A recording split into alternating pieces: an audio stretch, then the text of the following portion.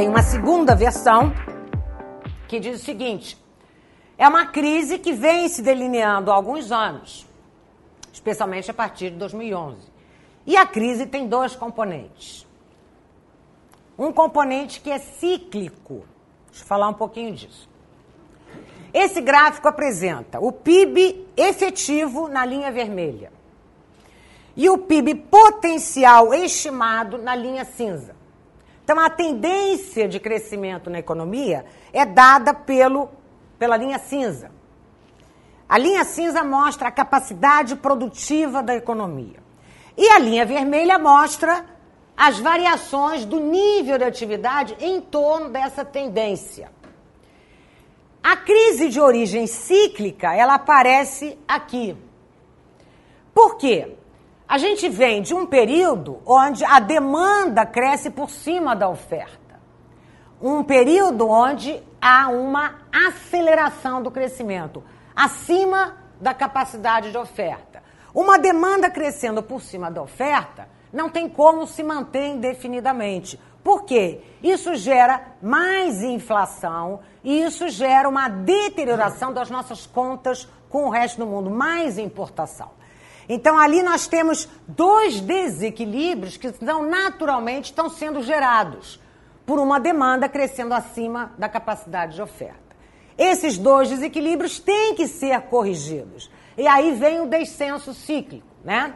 A inflação, na medida em que ela aumenta, ela reduz crescimento. Por quê? Porque ela reduz poder de compra.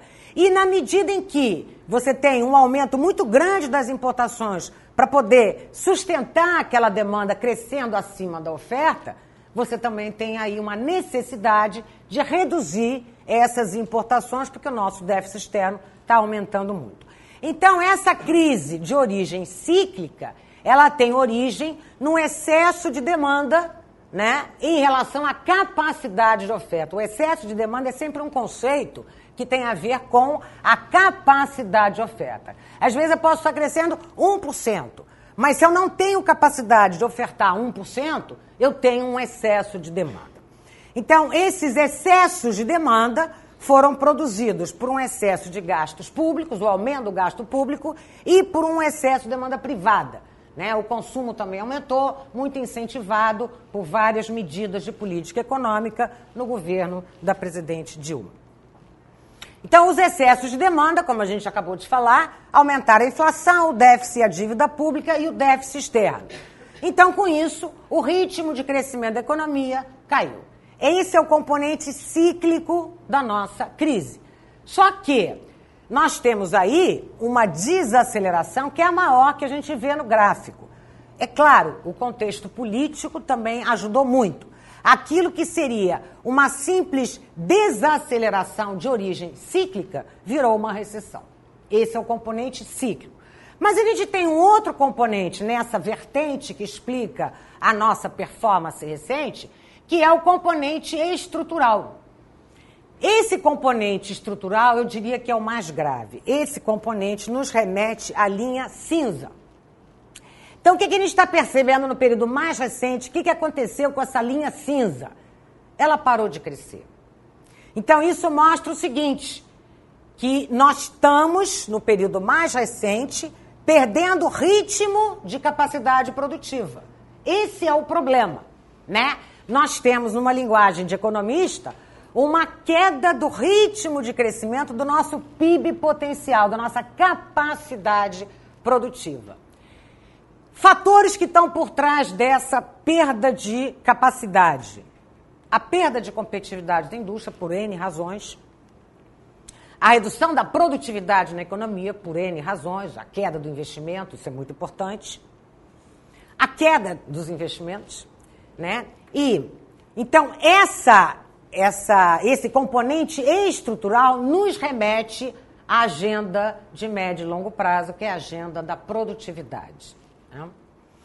Bom, continuando aí a nossa discussão de controvérsias, o que fazer para sair da recessão? Então, dependendo do lado que eu estou, eu vou dizer o seguinte, é preciso estimular a demanda. Se a culpa foi do Levy, que cortou demanda, que cortou gasto público, agora eu tenho que estimular a demanda e isso está no cardápio de muitas muitos debates aí da economia brasileira hoje.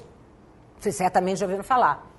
Tem que parar com isso tudo e tem que estimular a demanda da economia para a gente voltar a crescer. E aqui tem esse diagnóstico, quer dizer, os resultados fiscais, mas como é que vai aumentar o gasto público? Não, peraí, segundo essa visão, os resultados fiscais não melhoram porque a economia está em recessão. Então, por isso, é preciso estimular a demanda agregada, via aumento de gasto público, crédito de bancos públicos, etc, etc. Tem que estimular a demanda. E a outra vertente diz o seguinte, não, a gente tem que fazer aí o ajuste fiscal e partir para um conjunto de reformas estruturais que alarguem a capacidade produtiva da economia brasileira. Então, esse é o debate que a gente tem e, ao longo da exposição, vai ficar claro qual é a minha posição.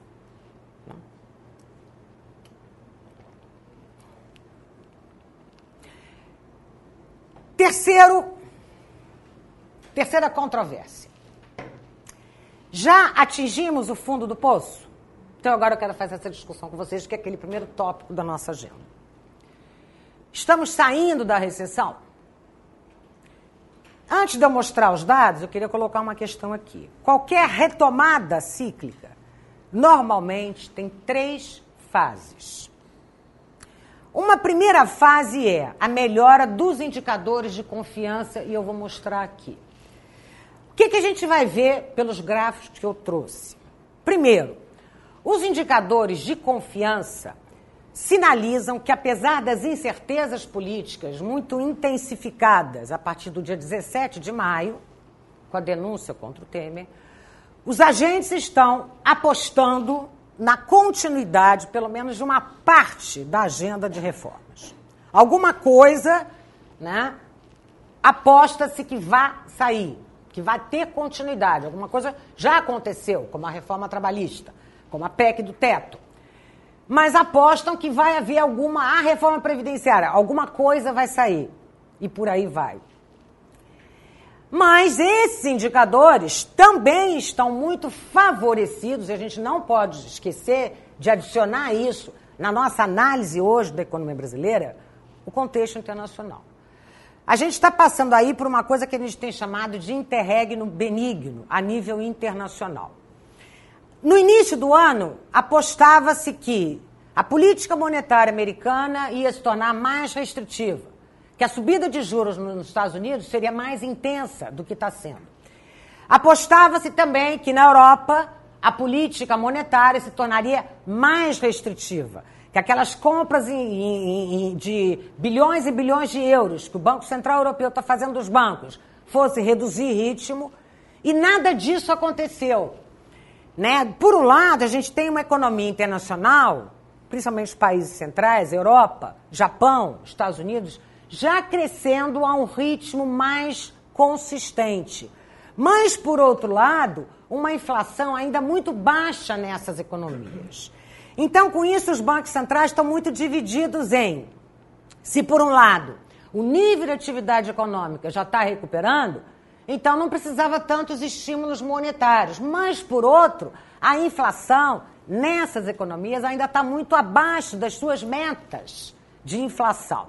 Então, com isso, hoje, a expectativa é a continuidade da política de juros muito baixa nas economias centrais. E o que isso tem a ver com a nossa discussão?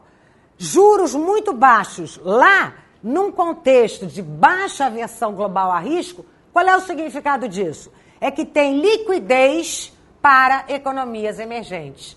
Tem apetite pelo risco. Então, tem fluxos de capitais para economias emergentes. E o Brasil está nesse radar, até porque paga juros muito altos. Então, tudo que eu vou mostrar aqui para vocês tem esses dois fatores, doméstico e internacional. Qual que pesa mais? É difícil, mas eu tendo a dar um peso muito grande ao panorama internacional, sim. É claro que os fatores domésticos também fazem a diferença, porque a gente podia ter esse contexto internacional e ter um país virando ao avesso. Então, certamente, nesse país, se a gente estivesse vivendo o caos, a gente teria outro comportamento dos indicadores que que eu vou apresentar para vocês. Mas a gente tem que tomar cuidado. Ficar só nessa explicação não dá, porque tem esse contexto internacional que tem sido muito benigno, no sentido de sobram capitais, já que os juros lá estão muito baixos. Num contexto de menor aversão global a risco, então tem capital para economias emergentes. E o Brasil está recebendo esses capitais também. Ok? Então vamos olhar os indicadores, para ver se a gente já passou nessa primeira fase. Aqui nós temos o risco Brasil, vermelhinho, e o risco países emergentes, incluindo o Brasil. Então aqui começa 2015. A gente tem aí uma trajetória de subida impressionante do risco Brasil. Isso aqui é 11 de fevereiro, quando começa a se desenhar a possibilidade do impeachment. Nosso risco, que era abaixo da média dos emergentes, ficou acima. E depois ele vem caindo. Aqui nós temos o dia 18 de maio de 2017, que foi o dia seguinte da denúncia. E depois o indicador voltou a um patamar inferior, né, praticamente igual ao pré-denúncia Temer. Então, esse indicador melhorou, pelas duas razões. Segundo, câmbio. A trajetória do câmbio vai junto. Risco Brasil, o câmbio vai na mesma direção. Sobe muito em 2015, naquele dia começa a cair, é quando começa a ideia do impeachment com mais força. E hoje nós estamos com o câmbio muito bem comportado. Ali é a denúncia, 18 de maio. E aqui nós temos os juros futuros. Juros futuros de 1 ano é o amarelinho, 3 anos é o verdinho. E a meta Selic é a mesma trajetória. Aqui aumenta muito a percepção de risco em relação à economia brasileira, 2015. Começa a cair. E hoje a gente está com indicadores mostrando muita confiança na economia brasileira. Isso aqui significa o seguinte, que há uma expectativa de queda dos juros em 1 ano, em 3 anos, 1 ano, 3 anos, e aqui está a meta Selic. Então, essa expectativa de continuidade do afrouxamento monetário significa o quê? Como é que a gente lê isso? Que os fundamentos estão melhorando, que o Banco Central vai continuar reduzindo o juro e que, então, o horizonte, aqui marcado 1 ano e 3 anos, é favorável. Isso pode mudar. A gente vê que, rapidamente, isso aqui é a denúncia contra o Temer. Eles são muito voláteis, mas hoje esses indicadores estão mostrando uma melhoria pelos 2 fatores.